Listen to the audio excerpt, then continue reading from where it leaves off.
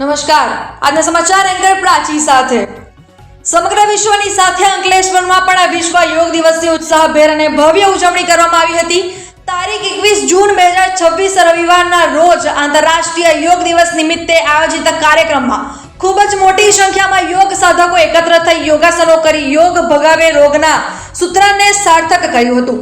આ નિમિત્તે Ankleshwar Vishwa Hindu Parishad, Ashok Ojha your dream charitable trust Ankleshwar અને ગુજરાત રાજ્ય યોગ બોર્ડના સંયુક્ત ઉપક્રમે એક વિશેષ યોગ શિબિર અને સામૂહિક યોગાભ્યાસનું સુંદર આયોજન કરવામાં આવ્યું હતું। આ કાર્યક્રમમાં લોકોના સ્વાસ્થ્ય અને સુખાકારી માટે યોગના પ્રયત્નોને વિશેષ મહત્વ આપવામાં આવ્યું હતું। આ ભવ્ય યોગાભ્યાસ કાર્યક્રમમાં ગુજરાત રાજ્ય યોગ બોર્ડના ભરૂચ જિલ્લાના કોઓર્ડિનેટર કામિનાબેન રાજ, કે.આર. જોશી, પ્રકાશ રાવલ તેમજ બ્રહ્માકુમારી દીદી ખાસ ઉપસ્થિત રહ્યા હતા। તેમણે ઉપસ્થિત નાગરિકોને યોગનું મહત્વ સમજાવી નિયમિત યોગ કરવા માટે પ્રેરણા આપી હતી।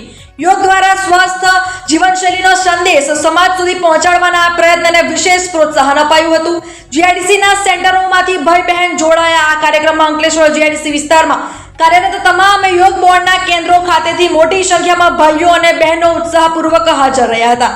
તમામ સાધકોએ પ્રોટોકોલ મુજબ વિવિધ આસનો અને પ્રાણાયામ કરીને વિશ્વ યોગ દિવસની ઉજવણીને સફળ બનાવી હતી।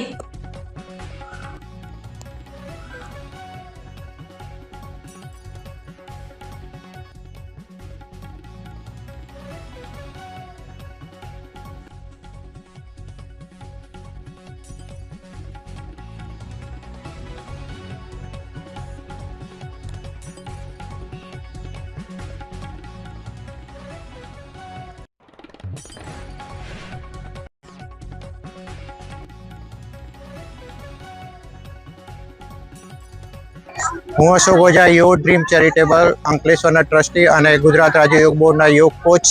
આજે 12વો આંતરરાષ્ટ્રીય યોગ દિવસ સ્વચ્છતા માટે યોગ આપણા આદરણીય નરેન્દ્રભાઈ મોદીજીના આ અભિયાનને આજે પૂરું વિશ્વ યોગ દિવસ મનાવી રહ્યું છે। કમલમ ગાર્ડન જીઆઈડીસી અંકલેશ્વરની અંદર અનેકો યોગીની ઉપસ્થિતિ થઈને આ યોગ દિવસ મનાવવામાં આવ્યો। હું તમામ આમંત્રિત મહેમાનો અને આમંત્રિત સંસ્થાઓનો આભાર વ્યક્ત કરું છું। આ યોગ દિવસની અંદર 20થી પણ વધારે સામાજિક સંસ્થાઓ સાથે યોગ દિવસ મનાવવામાં આવ્યો। હું તમામ યોગીઓનો દિલથી આભાર વ્યક્ત કરું છું અને હર ઘર સ્વસ્થ, હર રાષ્ટ્ર સ્વસ્થ અને જ્યારે દેશ સ્વસ્થ થાય છે યોગ દ્વારા જ આ નેતૃત્વ કર્યું છે આપણા આદરણીય મુખ્યમંત્રી સર અને આપણા ગૃહમંત્રીના અભિયાનને આગળ વધારીએ। આવો આપણે સૌ મળીને યોગ કરીએ।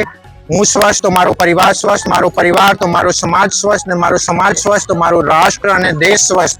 આ ઉદ્દેશ્ય ઘર ઘર સુધી ફેલાવીએ। આવો આપણે આ યોગ દિવસને એક દિવસ નહીં 365 દિવસ સુધી ચાલુ રાખીએ। ધન્યવાદ, આભાર, આભાર, આભાર।